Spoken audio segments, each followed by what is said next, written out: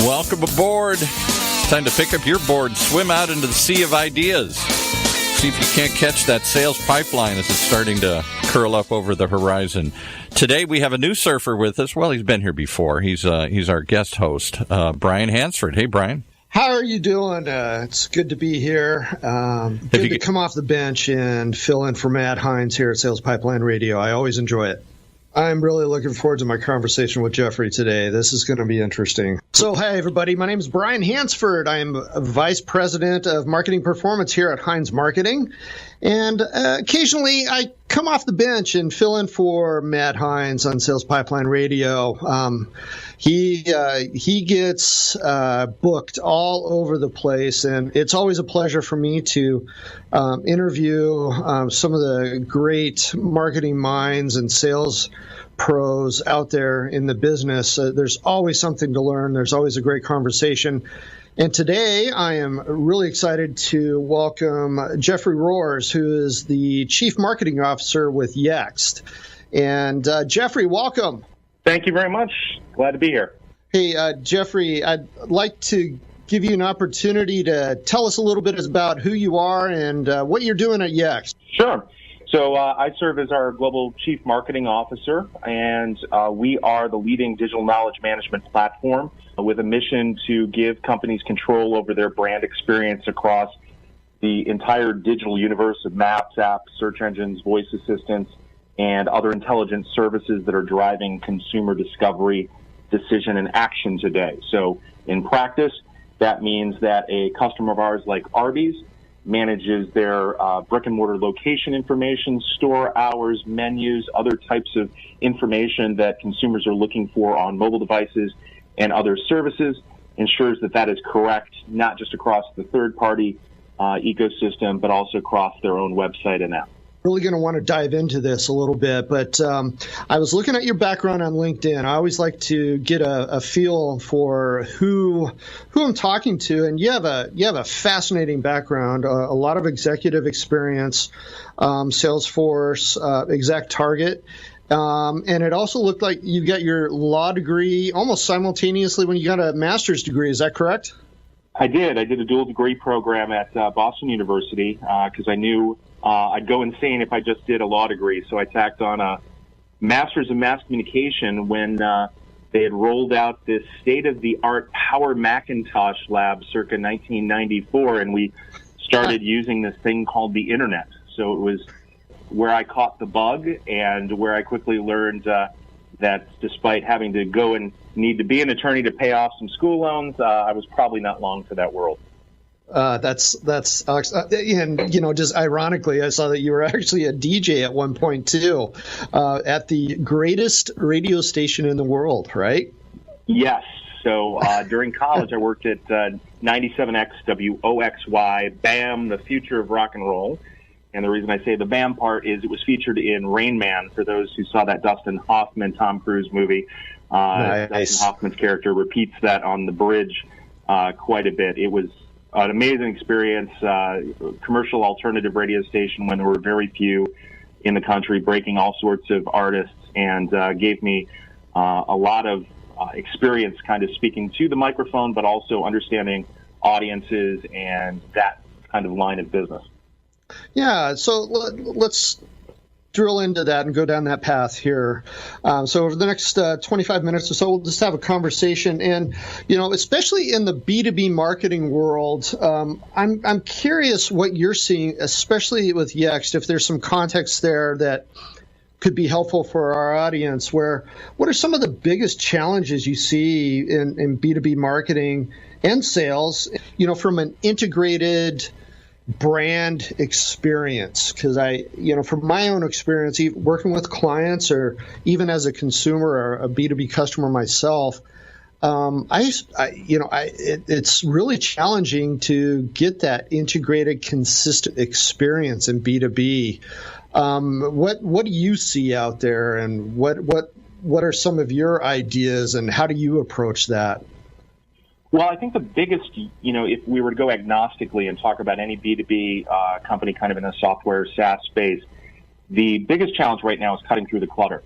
Today alone, I have probably deleted and or filed, I would say, 20 to 30 unsolicited email outreach efforts from BDRs at companies trying to sell Yext, MarTech across the realm. In addition, I'm at actually Salesforce Connections in Chicago today, and you can just walk the floor and see the myriad of companies that are vying for attention. And so that's the main challenge, is how do you gain mind share and how do you create awareness when the explosion of MarTech has only been increasing. I think the LoomEscape is now up to over something like 7,000 companies in MarTech, ad tech kind of space. So that's the number one challenge. And then that gets to the second part of your question around brand consistency, because brand consistency creates a recognition in your target audience over time, whether that is in person, whether that is in a digital ad, whether that is in content that gets in front of them, an event they attend. Having a really strong, consistent brand voice, brand identity, consistent content of value, those are all things that help that ability to cut through the clutter, be remembered, and ultimately create engagement, whether that's first touch or 50th. Another challenge that I commonly see is inexperience, frankly. The marketing message is one thing, but then when I talk with or engage with sales, it's something totally different. We start going down a different path.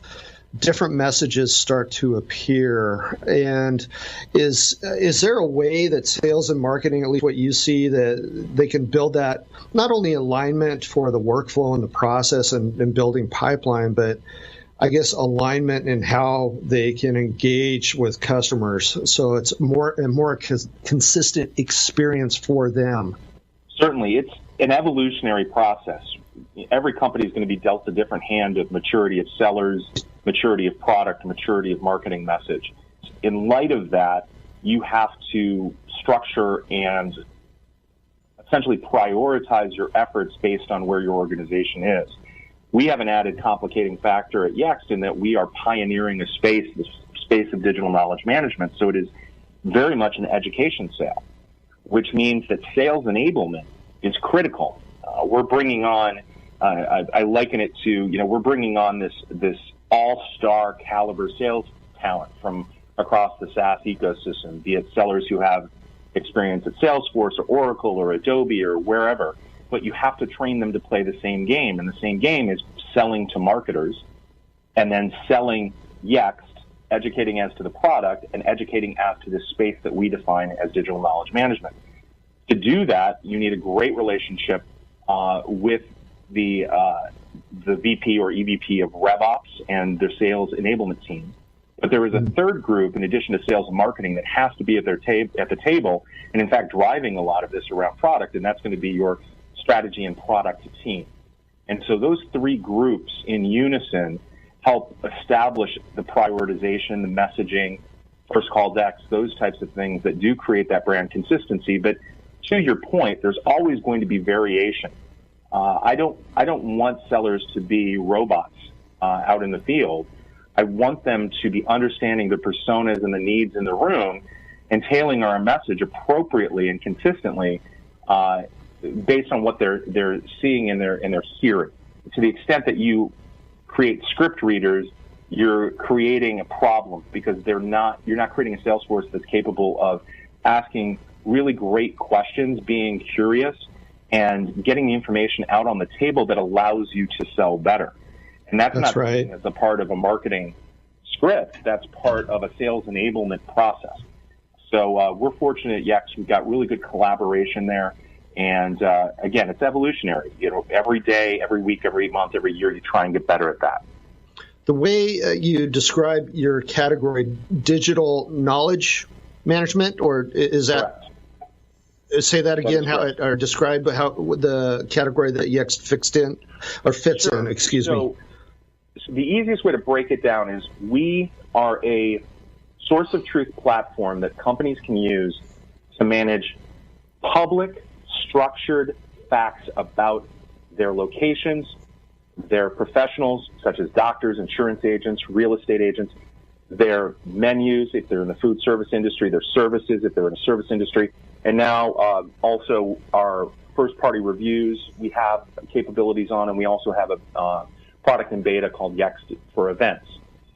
So we specialize in structured public facts. That's critical, because what we're trying to do is flip the paradigm from a world in which everything, you just wait for everything to get indexed by a search engine spider or, sucked in from some sort of aggregate data source, and instead put the company in charge of publishing that out, injecting that directly into the Google ecosystem, the Apple ecosystem, the Microsoft ecosystem, all of these different ecosystems that then use that information across the apps, maps, directories, voice assistants that consumers are using today.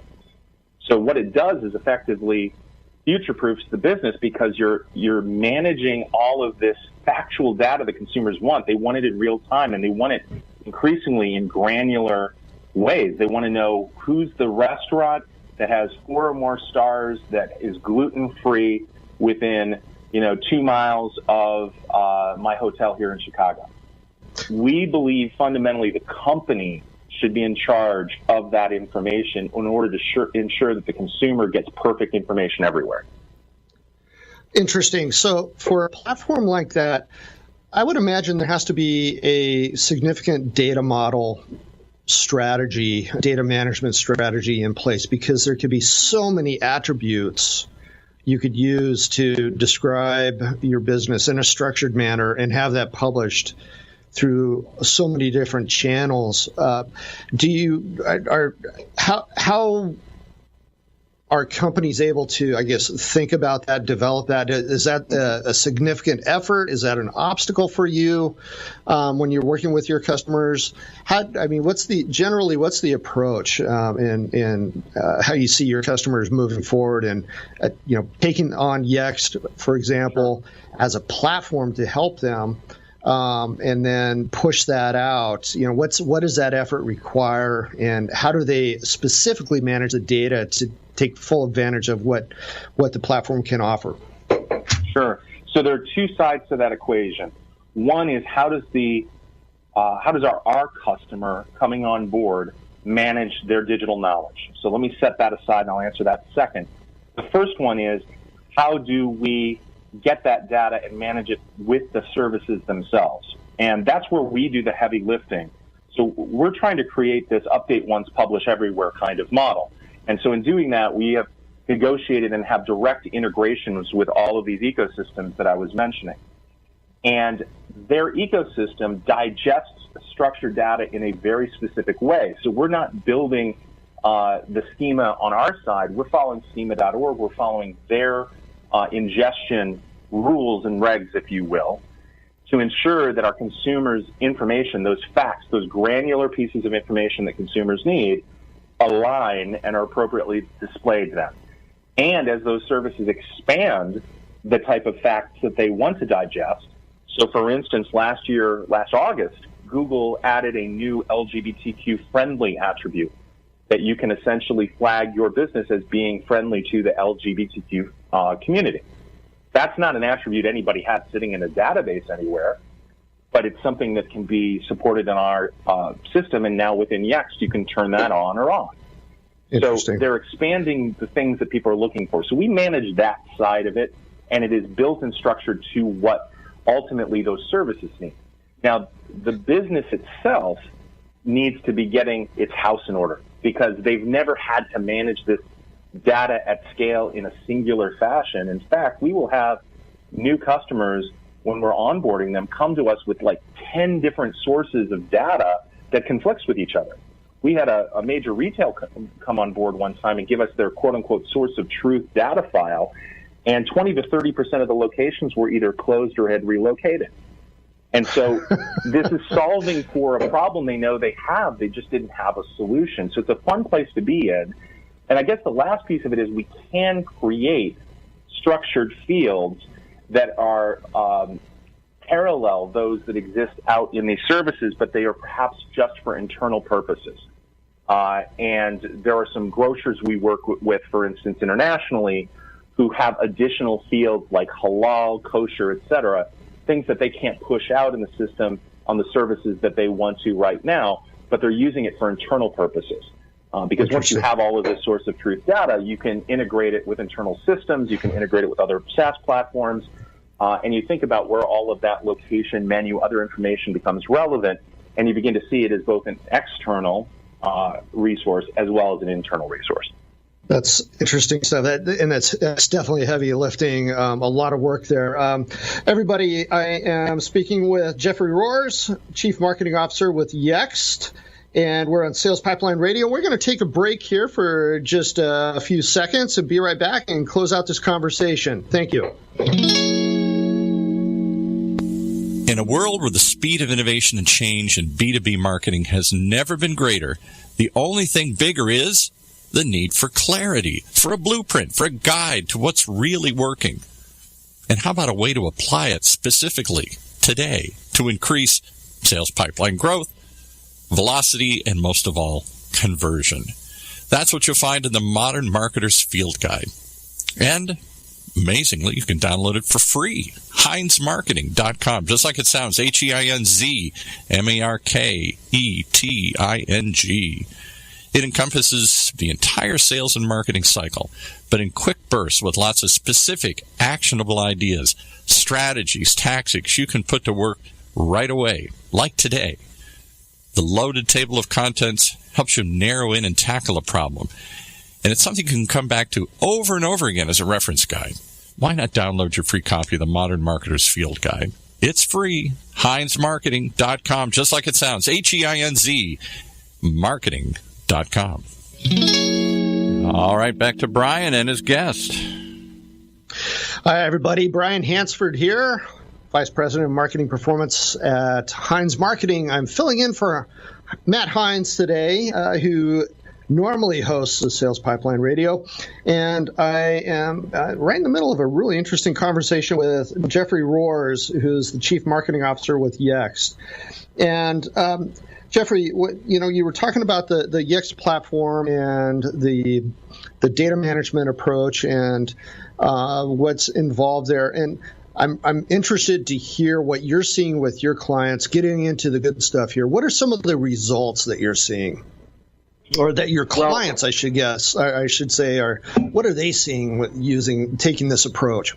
One of the first things you see is that uptick in foot traffic to locations, because you're essentially eliminating the information that's incorrect in the ecosystem and eliminating the friction for people to find correct information. And we all know that, our smartphones have become an extension of our brains and our personal navigation system. So that's a huge win.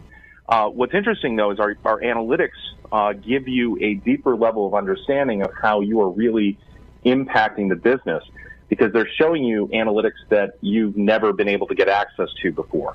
And that's because when we negotiate the data partnerships, we're actually negotiating a feedback loop to understand things like how many call requests are coming from your listings or local pages. How many requests, if you happen to click the request Uber button on a page, we can tell you how many requests for Uber are coming through your listings or pages. And so it's almost this data layer that's been hidden from you that gives you amazing information that allows a marketer to better support the fact that, hey, the investment not just in Yext is important, but you can begin to see how does your other media impact that.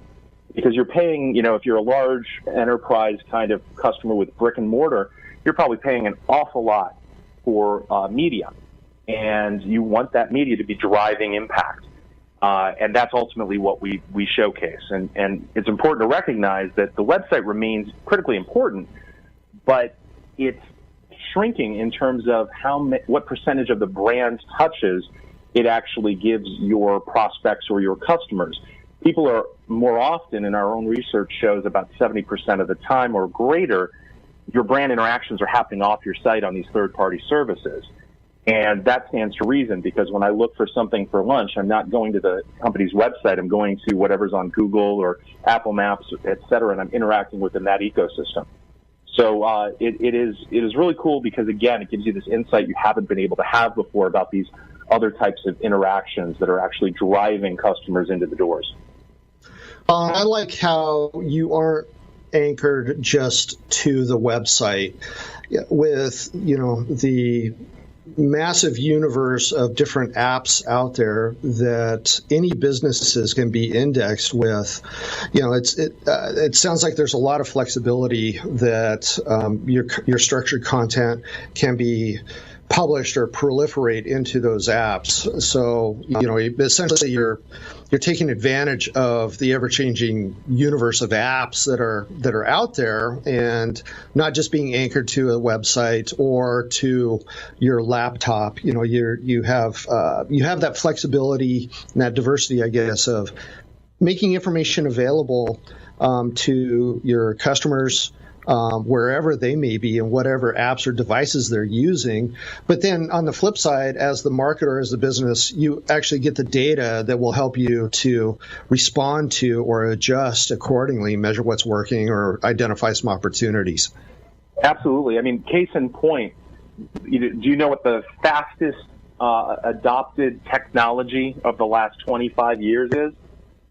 In terms of consumer technology? And I'm sure I'm going to be shocked here. It's probably something I just wouldn't even guess.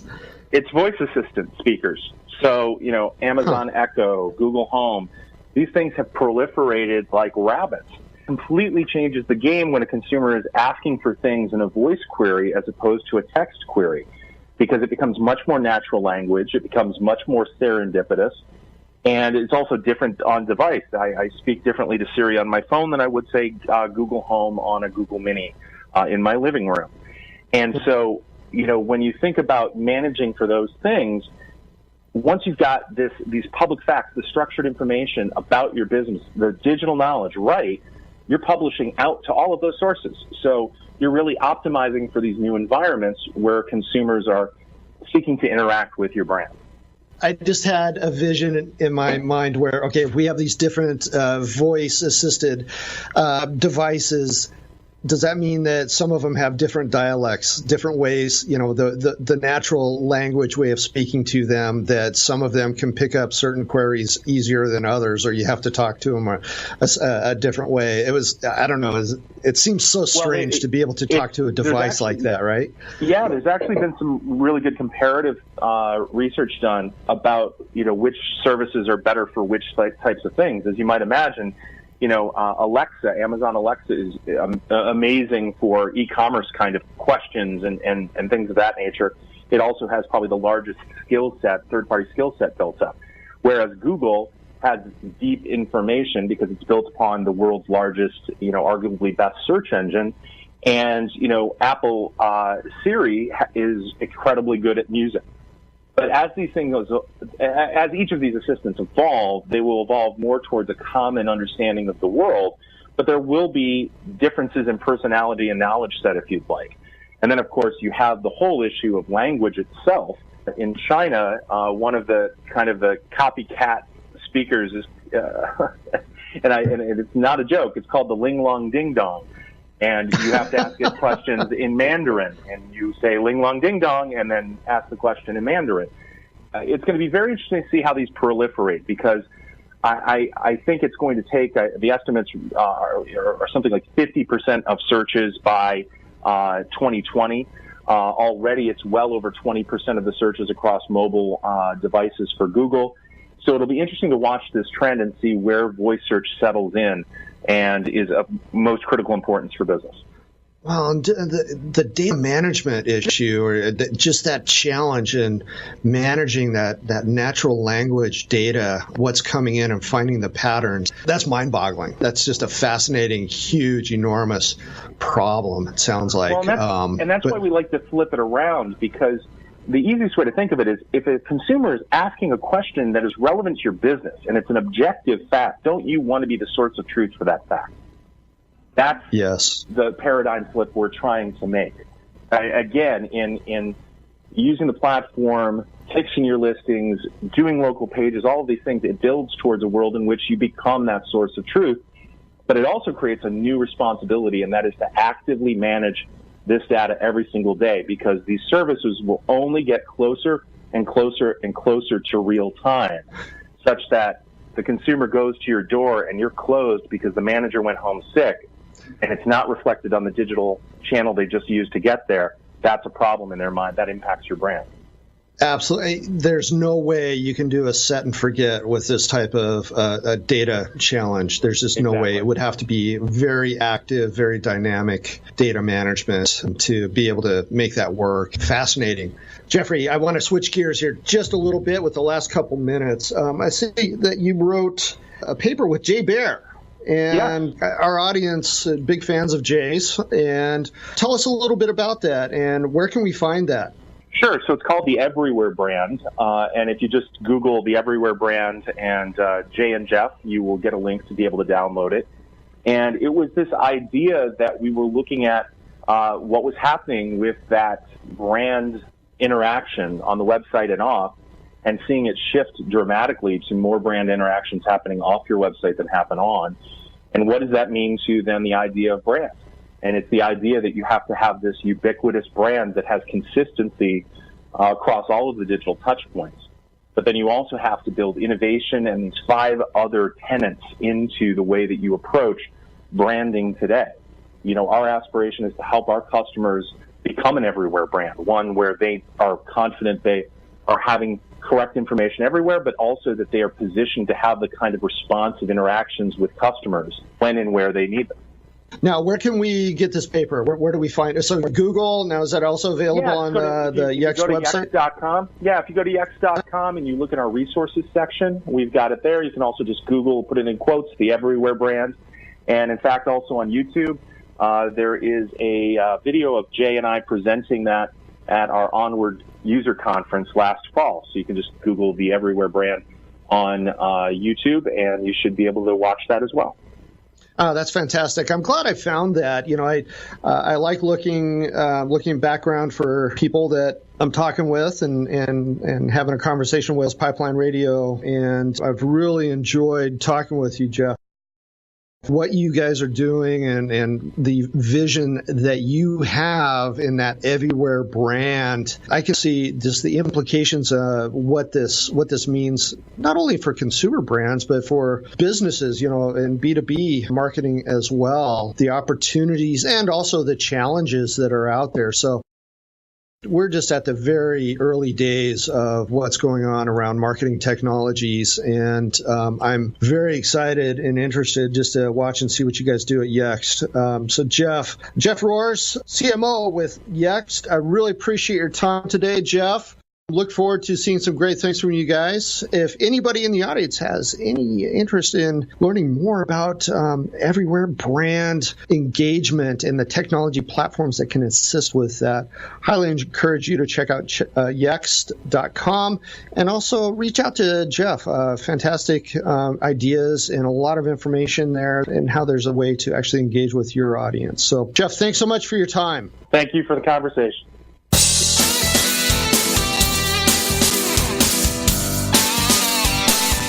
You've been listening to Sales Pipeline Radio from the good folks at Heinz Marketing, right here on the Funnel Radio channel.